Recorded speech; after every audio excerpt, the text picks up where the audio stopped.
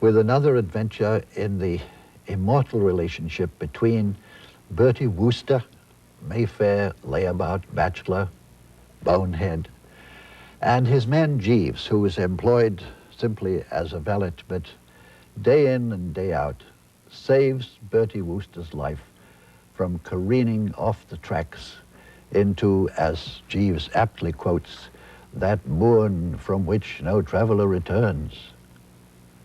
Bourne? Suburb of Bournemouth, Jeeves? No, indeed, sir, a graveyard in this instance in Denmark.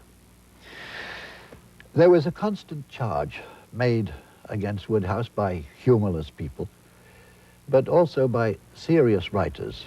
I think they mainly resented his great and continuing popularity. When he was 79, he was attacked directly about it by a woman who said, "Mr. Woodhouse, I don't like your books. Why don't you write about something real?" And he replied to her in a letter to a friend. Maybe she was right, but the world of Bertie Wooster and his friends of the Drones Club are not only unreal, but it's a thing of the past. It was always a small world. Now it's not even small. It is non-existent. It has gone with the wind and is one with Nineveh and Tyre. Every time a new book of mine dealing with the members of the Drones is published, Edwardian, the critics hiss at me.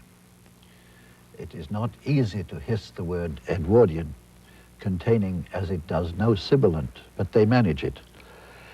And I shuffle my feet and blush a good deal and say, yes, I suppose you're right, dash it. But sometimes I'm in more defiant mood. Mine, I protest, are historical novels. And so in a way they are.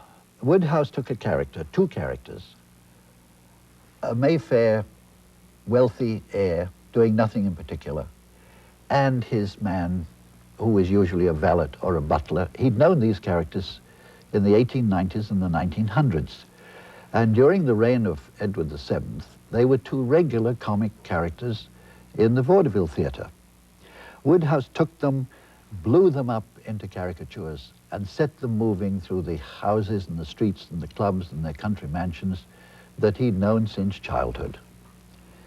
Now, when Jeeves and Wooster first appeared, Woodhouse had been in America 8 years, and he'd acquired a grasp of American slang, which he handed over to Bertie and his friends, grafted it onto their undying schoolboy slang, and thus achieved a comic idiom of his own, which he used on a cast of characters fixed in time, Edwardian characters flourishing in the 1920s, and they stayed there, whether the story was written in 1920 or in 1962.